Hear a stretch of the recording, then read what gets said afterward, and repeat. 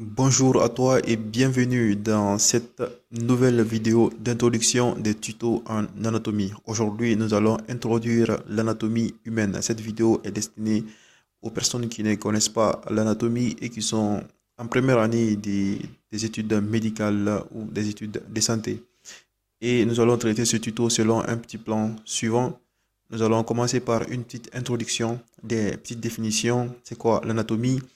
Nous allons traiter aussi quelques terminologies utilisées en anatomie, les systèmes du corps humain, les régions du corps humain et conclure ce tuto. Ce sera un truc vite fait et bien fait. Et j'espère que tu vas aimer la vidéo. Sans plus tarder, nous allons commencer. En introduction, en anatomie, tu vas distinguer deux grandes parties. L'anatomie macroscopique et l'anatomie microscopique. L'anatomie macroscopique, c'est quoi? L'anatomie macroscopique. L'anatomie macroscopique, elle va s'intéresser à l'étude des structures des organes visibles à l'œil nu, comme les reins, le poumon, le foie, les surrénales, ainsi de suite. Donc, c'est cette anatomie qui va s'intéresser à l'étude de ces différents éléments. Il va étudier leur, euh, leur structure, leur forme, leur localisation et leur rapport par rapport aux autres organes. Et quand on parle d'anatomie, on fait allusion à cette anatomie macroscopique. Et l'anatomie microscopique, elle, on l'appelle l'histologie ou la cytologie. Ensuite, l'anatomie macroscopique, dans cette grande discipline, on va voir des sous-parties. On a l'anatomie topographique ou anatomie régionale. Elle va étudier les organes en fonction de leur localisation, en fonction de la région dans laquelle l'organe est situé. Donc, c'est en anatomie topographique. Quand on prend l'exemple du thorax, nous allons étudier tous les éléments qui se trouvent dans la cavité thoracique, à savoir les poumons, le cœur, la trachée, le sauvage, le thymus, ainsi de suite. Tous les organes qui se situent dans une région sans tenir compte de leur fonction. Et ce qui va s'opposer à l'anatomie des systèmes. L'anatomie des systèmes, elle va étudier les organes en fonction selon leur fonction. Elle va étudier les organes selon leur fonction. Par exemple, dans l'anatomie des systèmes, quand on commence à étudier l'anatomie du système cardiovasculaire, par exemple, nous allons en même temps étudier directement tous les vaisseaux qui interviennent dans la circulation du sang.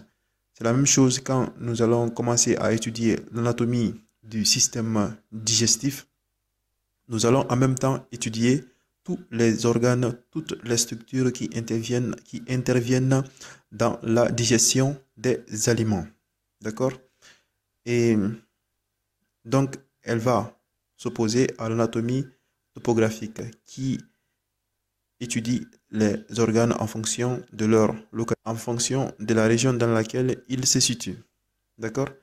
Ensuite, nous allons passer à l'anatomie des surfaces. L'anatomie des surfaces va étudier les structures en fonction des reliefs qu'ils ont sous la peau.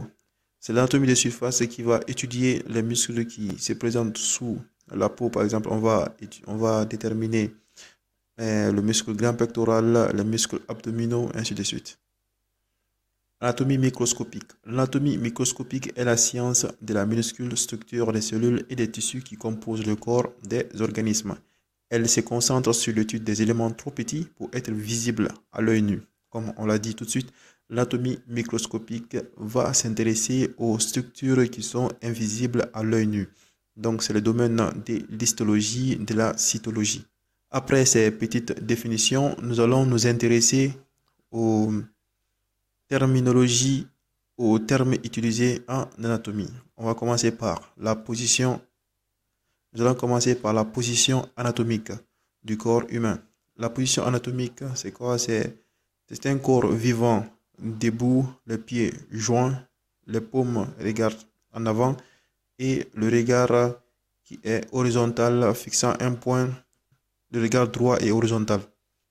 C'est dans cette position que nous allons décrire tous les organes qu'on étudie en anatomie. C'est selon cette position, que les organes seront situés, que les organes seront décrits. On appelle la position anatomique de base. Les plans. En anatomie, on a plusieurs coupes parfois. Et les coupes se présentent selon l'un de ces plans. On a principalement 3 plans. Le plan frontal ou coronal est un plan qui est vertical, qui va diviser le corps en 2 parties. Une partie antérieure, ventrale, et une partie postérieure ou dorsale. En faisant allusion en arrière avec le dos, on dit une partie dorsale. Et la partie qui se trouve en avant, on fait allusion au ventre, on le dit une partie ventrale. Ce plan est perpendiculaire au plan sagittal. Le plan sagittal est aussi un plan qui est vertical, qui va séparer le corps en 2 parties, une partie droite et une partie gauche, en passant par une ligne médiane qui se trouve au centre du corps. Et le 3e plan, on appelle le plan transversal.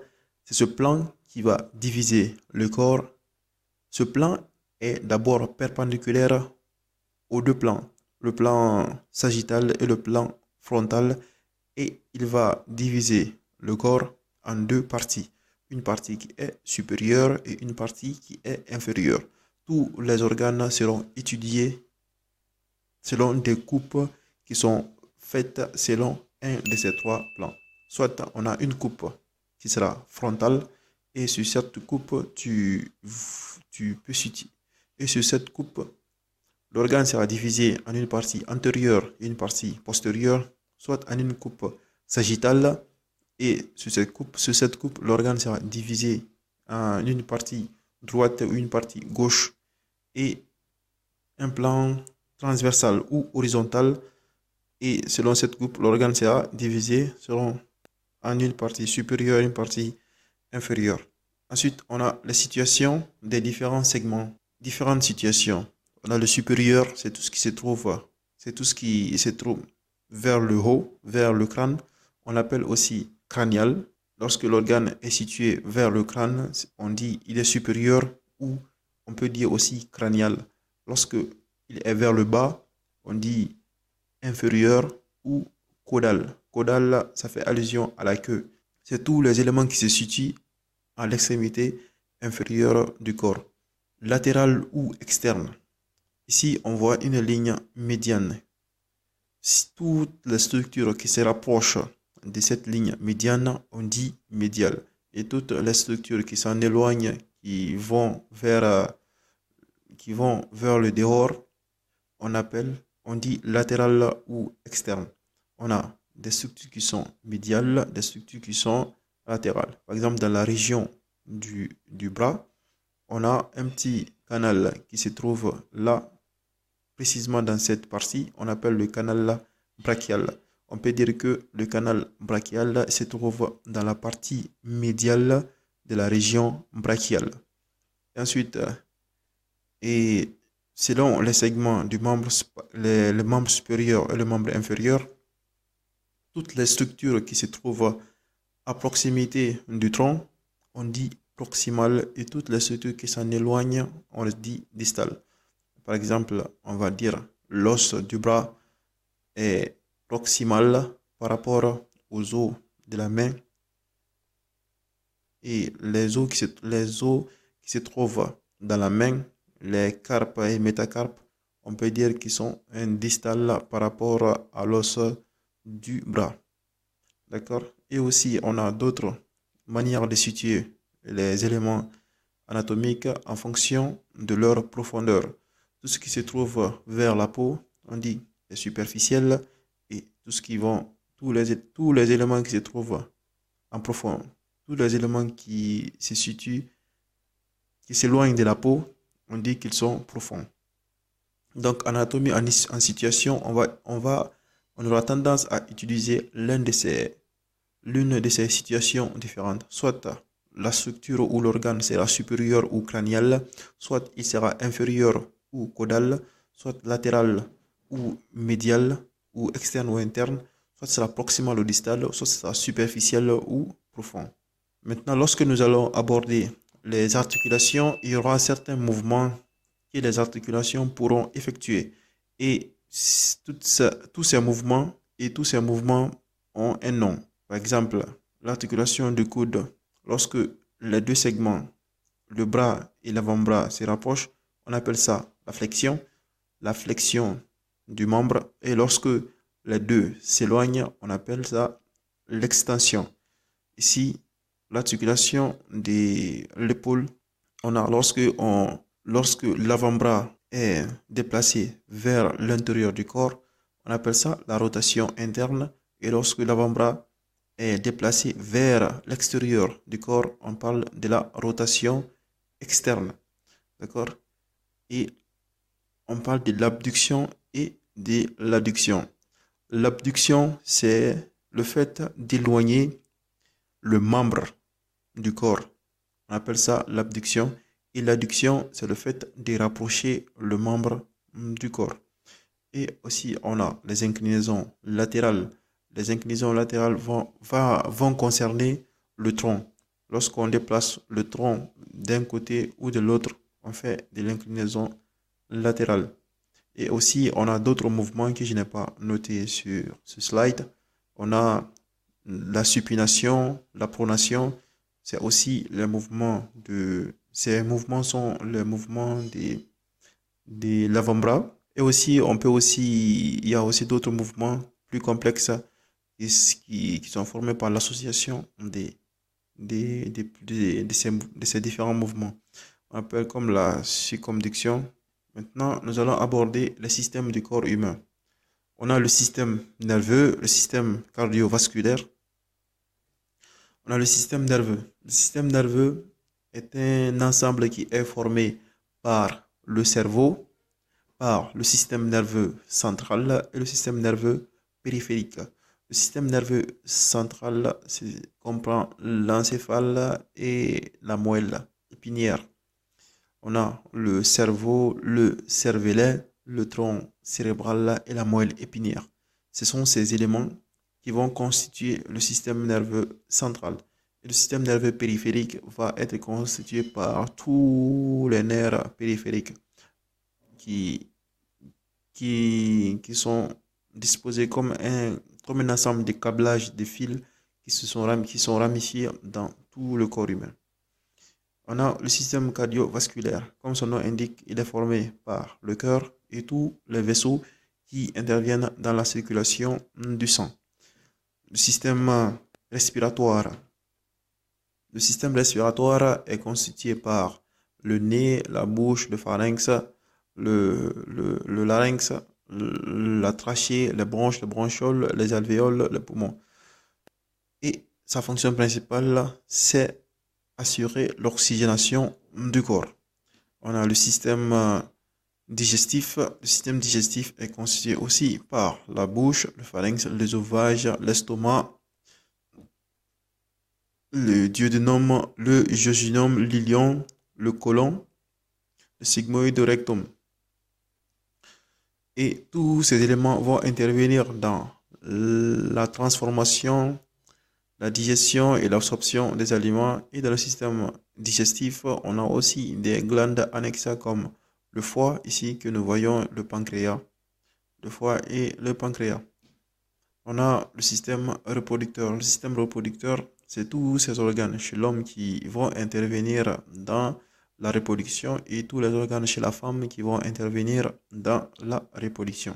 Ici, chez la femme, on a l'utérus, le vagin, et l'utérus, le vagin, les ovaires. Chez l'homme, on a les testicules, les canaux déférents, la vésicule séminale, prostate et la verge. Et le système endocrinien, ici, c'est l'ensemble des organes, c'est l'ensemble des organes qui vont intervenir ici dans la sécrétion des hormones. C'était aussi le système endocrinien avec le système nerveux sont les deux moyens de communication de communication entre les organes du corps humain. On a chez l'homme et chez la femme, il y a une petite différence. La seule différence, c'est entre les gonades. Chez l'homme, on a les testicules et chez la femme, on a nous avons les ovaires. Les autres organes, c'est la même chose. On a l'hypothalamus, l'hypophyse, la thyroïde, le thymus, le pancréas, les surrénales. C'est la même chose au niveau des deux sexes. Et ensuite, on a le système ostéo-articulaire et musculaire. Cet appareil va permettre la locomotion, de supporter les organes du corps, de supporter et protéger les différents organes du corps. Et ça, le système ostéo-articulaire va être formé par tous les os et les articulations du corps. Le système musculaire va être formé par tous les muscles striés squelettiques qui vont intervenir, qui vont avoir pour fonction principale le déplacement et la statique du corps. La statique, le déplacement de l'organisme. Et enfin, nous allons aborder les régions du corps. Les régions du corps, on a quelques têtes, on a la tête et le cou, le thorax, l'abdomen, pelvis, membres supérieurs, membres inférieurs. La tête et le cou est formé par les muscles, les vaisseaux, les muscles, les vaisseaux, les glandes qui sont situés dans la tête et le cou. Nous allons aborder ultérieurement tous ces éléments un par un. Mais dans la tête et le cou, déjà, dans la tête, on a le système nerveux central, on a l'encéphale, et au niveau du massif facial, là, on a le globe oculaire, les muscles, les glandes parotides, les glandes sous-maxillaires. Au niveau du cou, on a les grands vaisseaux du cou, les carotides, les jugulaires, et ainsi de suite. Au niveau du thorax, on a aussi les organes intrathoraciques, les poumons, le cœur, le thymus, la trachée, l'œsophage, ainsi de suite. Tous ces organes se situent dans la cavité thoracique et la région abdominale. Dans la région abdominale, on a principalement des organes digestifs et des organes de l'appareil